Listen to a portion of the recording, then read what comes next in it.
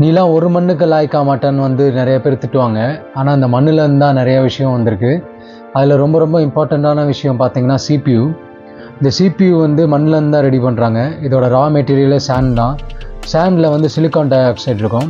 இந்த silicon tie ஆக்சைடை வந்து எக்ஸ்ட்ராக்ட் பண்ணி அதை பியூரிஃபை பண்ணுவாங்க. பியூரிஃபை பண்ணி அதை எலக்ட்ரானிக் கிரேடு சிலிக்கான் கொண்டு வருவாங்க. அது இன்னும் நல்லா பியூரிஃபை பண்ணி அல்ட்ரா பியூர் சிலிக்காவை மாற்றி அதை மெல்ட் பண்ணுவாங்க. மெல்ட் பண்ணி அதை வந்து கிறிஸ்டலாக மாற்றுவாங்க. அந்த கிறிஸ்டலை வந்து இன்காட் அப்படின்னு சொல்லுவாங்க. இந்த இன்காட்டை வந்து ஸ்லைஸ் பண்ணி வேஃபர்ஸாக மாற்றுவாங்க. இந்த வேஃபர்ஸில் தான் வந்து பில்லியன்ஸ் ஆஃப் டைனி டிரான்சிஸ்டர்ஸை வந்து எட்ச் பண்ணுவாங்க. இதை வந்து ஃபோட்டோலித்தோகிராஃபி அப்படின்ற மெத்தட் யூஸ் பண்ணி தான் எட்ச் பண்ணுவாங்க. இதில் லைட் அண்ட் கெமிக்கல்ஸ் யூஸ் பண்ணுவாங்க.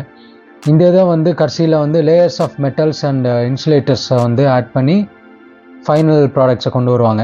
லாஸ்ட்டாக கட் பண்ணி சின்ன சின்ன சிப்ஸாக மாற்றுவாங்க. இதுதான் CPU. அப்போ இனிமேல் வந்து ஒரு மண்ணுத்துக்கும் லாய்க்கு இல்லைன்ற ஸ்டேட்மெண்ட்டுக்கு வேல்யூ இல்லை. ஏன்னா அந்த மண்ணிலேருந்து தான் நம்ம யூஸ் பண்ணுற எல்லாமே வருது. இந்த CPU தான் அந்த உலகத்தையே இயக்கிட்டு இருக்கு.